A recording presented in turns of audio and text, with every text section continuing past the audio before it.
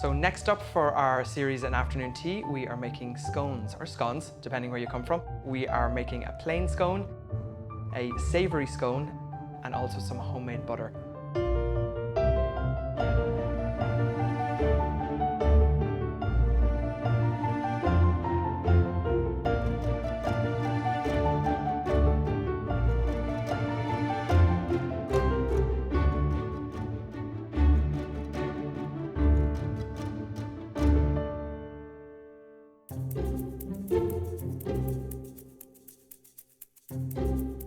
So first up is our plain scone.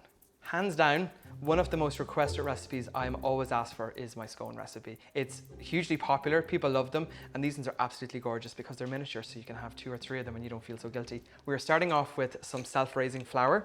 Give this a sieve, especially if the flour's been sitting in your pantry for a while. Give it a little sieve just to get a little bit of air in there. Next, we are going to add in some sugar. And then we have butter. This is unsalted butter, but if you just have salted, that's completely fine. And a pinch of salt as well added in. This will give it a lovely flavor and color as well. So this is where you roll up your sleeves and you get stuck in with your hands. I kind of find with scone mixes, you can make it in a mixer, but best results for me is with your hands, because you can tell when you reach that lovely crumbly breadcrumb consistency. That's what you're looking for. A very important point to make when you're making scones: use cold butter. And the reason for using cold butter in scones is if your butter melts before it goes into the oven, your scones can be a little bit stodgy. So if your butter is cold, there'll be little pieces of butter still in the dough when it goes into your oven. So then when it bakes, it'll just leave a lovely flaky scone. So if you can, it takes a little bit longer to work with it with your fingertips, but you get better results when you use cold butter in your mix. So you basically rub all of this together, aerating it to get air in, because at the end of the day, nobody likes a heavy scone, and just rub it between your fingertips until you have a lovely, even breadcrumb consistency. When you get to this stage where your flour, butter and sugar is a lovely fine breadcrumb consistency with still little pieces of butter in there, that's the stage that you're looking for. Now we add in our wet ingredients, okay? I always use buttermilk when it comes to scones. You can use full fat milk, that's completely fine. I just find the creaminess of the buttermilk helps with a better flavor. We also have an egg, and we are going to be adding this just directly into the center of the bowl, and also our buttermilk.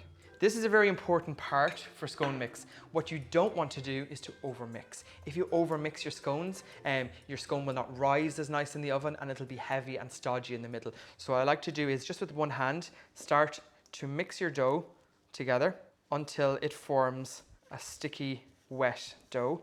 But the important part is don't overmix. So we'll turn this down onto the table and we'll finish mixing. So once you have your dough on the table, here again, the less touching and kneading, the better. So you basically just give it 1 or 2 turns just to incorporate any of the extra dried ingredients. When your scone mix is at this point, you add a tiny bit of flour and stop to stop your rolling pin from sticking. And again, nice and gentle. You want a good inch and a half of scone mix there. We've got a 5 centimeter cutter here. You can cut these much larger if you are not doing afternoon tea, but because this is an afternoon tea scone, we are going to cut them a little bit smaller. And as I said earlier, they're guilt-free, smaller ones. We're going to cut all of this. As you can see, I'm taking as much of the scone mix as I possibly can. You don't want to have too much waste, because when you put all of this back together again, it's never as good as the first roll of scone mix that you make. So onto your lined tray, dusting each time. So as you can see, the scones are a good size already before they even go into the oven.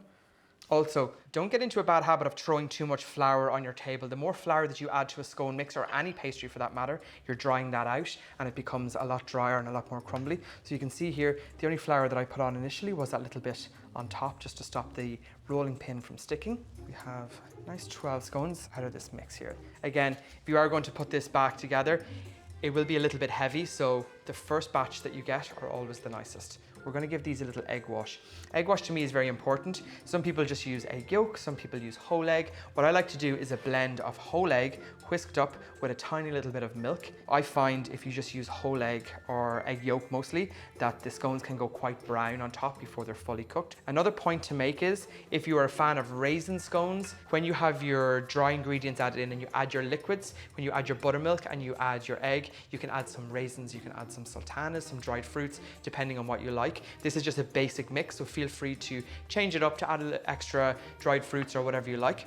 So again, into the oven, preheated at 190 for 15 to 20 minutes.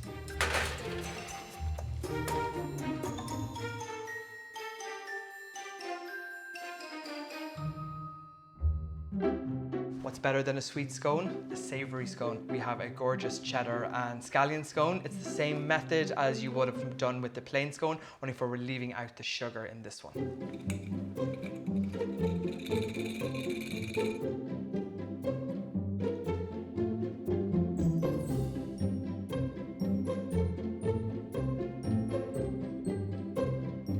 So we have rubbed together our self-raising flour and our butter. We're going to add in a pinch of salt. And this is the difference now with the sweet and savoury. We're going to be adding in some of these delicious ingredients. Again, like before, we're adding in some buttermilk. We are adding in 2 eggs.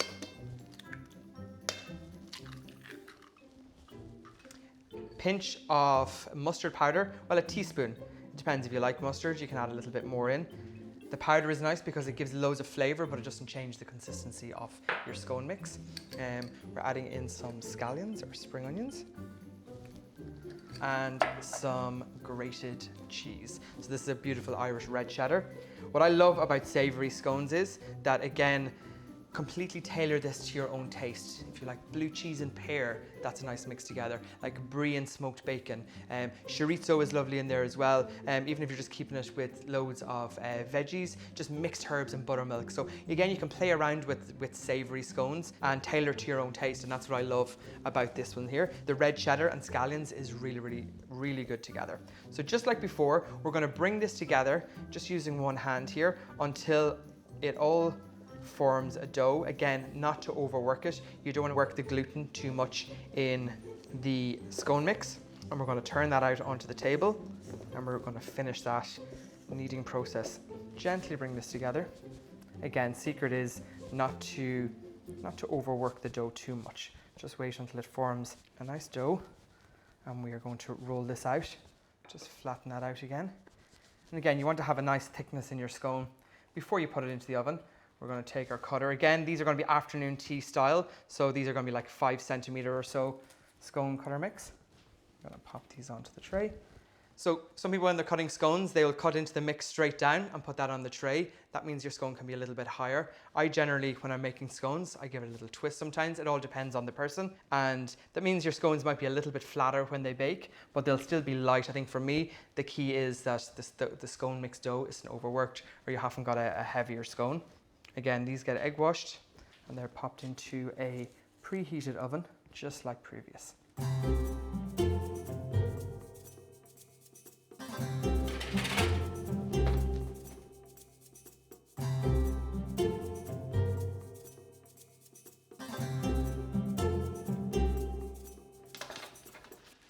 So while my scones are cooling here, I'm going to make some homemade butter.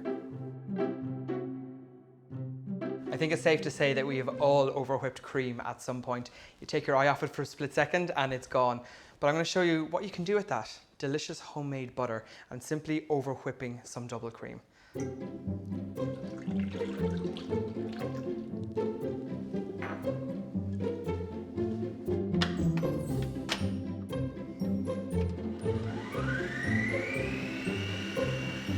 This is one of the easiest recipes you're going to see today.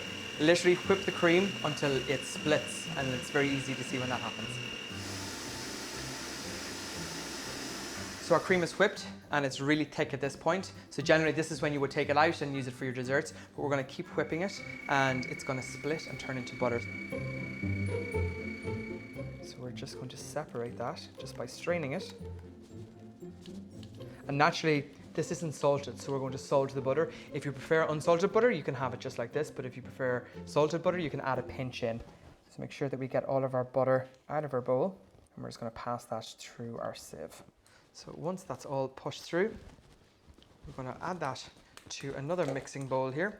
We're going to season it with a pinch of salt, and we're just going to mix that until it's soft and light. This is lovely for sweet dishes where you can just leave it as a plain butter, but also it's really nice if you want to use this as the basis of baking. So you can add in some lemon zest to this, you can add in some orange zest, and even for savory, it's really nice if you put in some mixed herbs in here, some black pepper, some spice. It's a lovely way to create and to make your own flavored butter.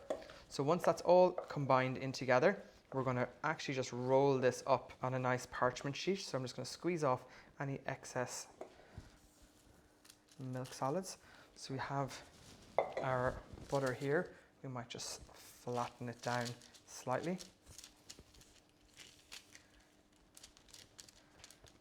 And just like you would a Swiss roll, just give it a wee roll like that.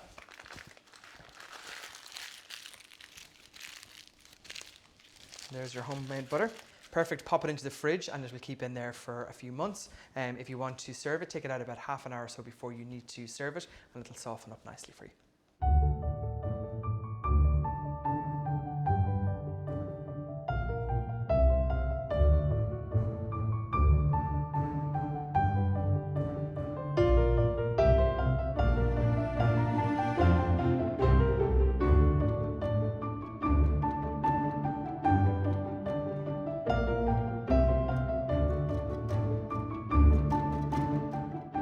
So all there's left to do now is to simply enjoy. As you can see from our sweet and our savoury scones, they're quite simple to make.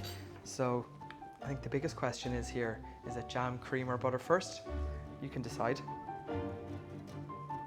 And this is how I like mine. Bottoms up.